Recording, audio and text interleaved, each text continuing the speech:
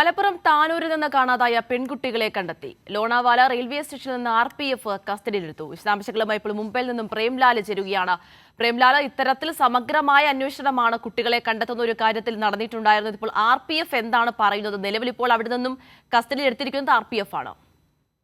അതെ, താനൂരിൽ കാണാതായ പെൺകുട്ടികളെ പൂനെയിൽ വെച്ചാണ് റെയിൽവേ പോലീസ് കണ്ടെത്തിയത്. മൊബൈൽ ടവർ ലൊക്കേഷൻ പിന്തുടർന്ന് കേരള പോലീസ് പങ്കുവച്ച വിവരങ്ങളുടെ അടിസ്ഥാനത്തിലായിരുന്നു റെയിൽവേ പോലീസ് നടത്തിയ തെരച്ചിലിൽ ഒടുവിൽ ഫലം കണ്ടത്.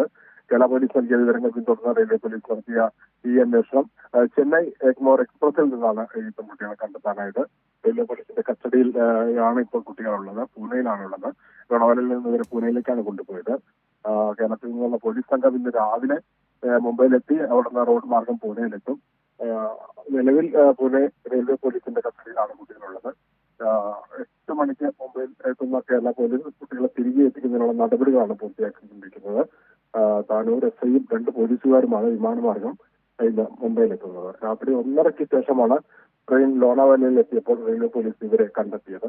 തുടക്കത്തിൽ നിസ്സഹരണമായിരുന്നുവെങ്കിലും പിന്നീട് ഇവർ പോലീസുമായി സഹകരിച്ചു പൂനെയിൽ ഇറങ്ങാൻ സമ്മതിക്കുകയായിരുന്നു.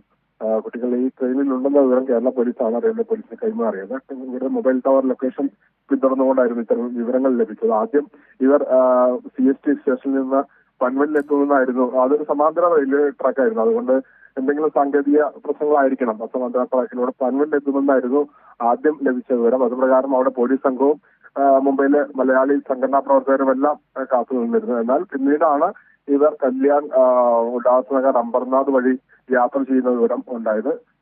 പിന്നീട് കേരള പോലീസാണ് ഈ ഒരു വിവരം റെയിൽവേ പോലീസിന് കൈമാറിയതും ലോണാവാലയിൽ വെച്ച് പെൺകുട്ടികളെ കണ്ടെത്തിയത്. ലോണാവാലയിൽ കണ്ടെത്തിയ പെൺകുട്ടികളെ പോലീസുകാർ ആവശ്യപ്പെട്ട പ്രകാരമാണ് അവിടേക്ക് പൂനെയിലേക്ക് യാത്ര. കാരണം ലോണാവാലയിൽ അത് അവിടെ ഇറക്കുവാനുള്ള ചില പരിമിതികൾ ഉള്ളത് കൊണ്ടാണ് പൂനെ RPF ഓഫീസിലാണ് ഇപ്പോൾ ഉള്ളത് പെൺകുട്ടികൾ.